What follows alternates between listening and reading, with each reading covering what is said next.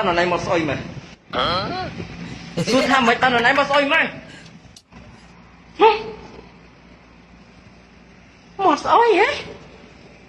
ខ្ញុំមកស្អុយដោយសារតែអ្នកណាគឺបងឯងញ៉ាអូនស៊ីកណ្ដុរងាប់ខ្ញុំមិនមែនជានិរដ្ឋកាលពី2ឆ្នាំមុនទេ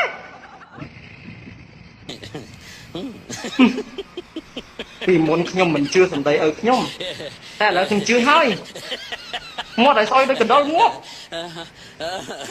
ឥឡូវខ្ញុំជឿហើយ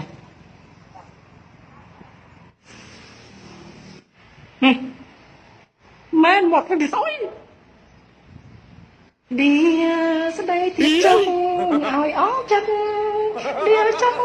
ឲ្យស្ដាយហឹងសាគ្រប់គ្នាមិនដឹងខ្ញុំឈឺផ្សាដឹងត្រឹមថា